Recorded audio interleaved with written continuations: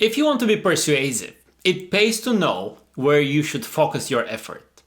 You want to persuade some key individuals within organizations. You don't want to persuade everybody within that organization, which would be quite difficult to achieve, and some people will try to shoot your idea down.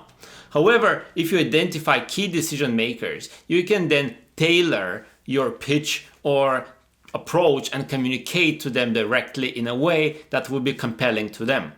So obviously, when we deal with organizations, it's easy to spot who key decision makers are based on the hierarchy of that organization. We can focus our attention to the CEO or key department leaders within this community, within this organization. However, this is not enough.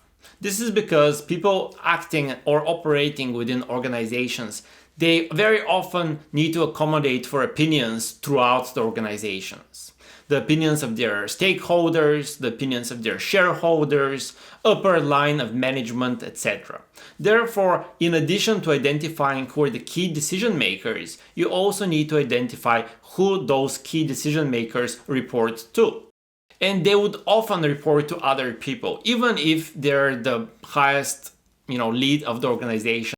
They still report to other people. Therefore, you want to make those communications that would follow from the person saying yes to you, you would like to make those communications up the chain a lot smoother and easier.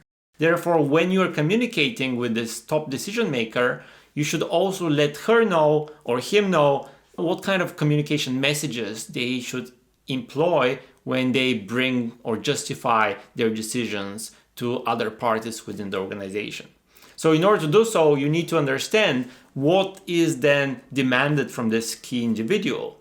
How are they going to justify the decision or justify the decision to say yes to you?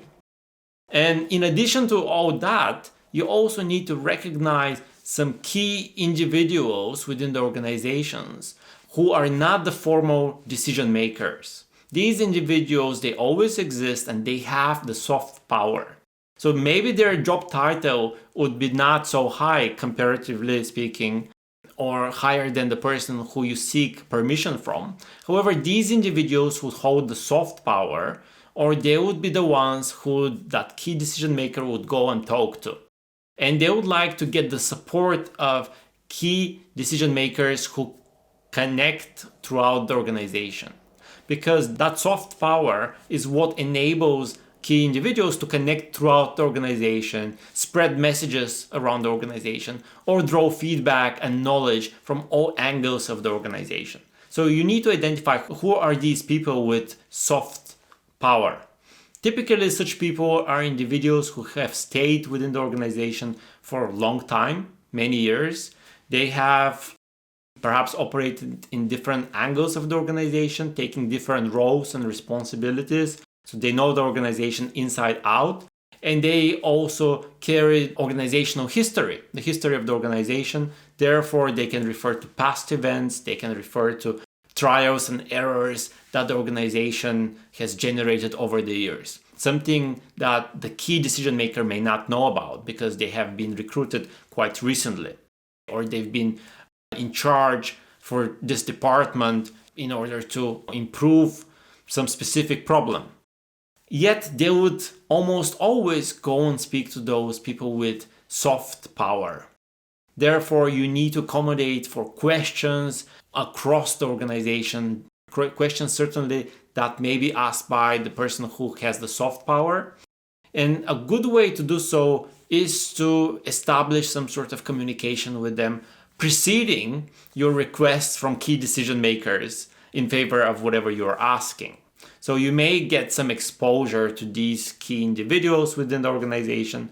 From a psychology research, we know that the more people see us within organizations, the more they trust us. So if you volunteer to be part of a specific committee, or you volunteer to provide some expertise, even sometimes pro bono or free of charge, this will help you with your long-term vision and strategy to get approval from these key people within the organization.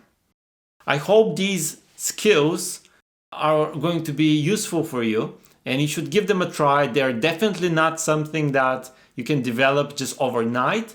Typically, these require strategizing over a longer period of time. Yet, these can help you to generate significant returns on your effort and definitely on your investment. You can persuade people with higher success rate, yet it takes time. So this is the trade-off. The only trade-off here is your time and energy, but the chances of success are much, much higher. Okay, this is everything from me for now. Let's catch up in the next video and peace out.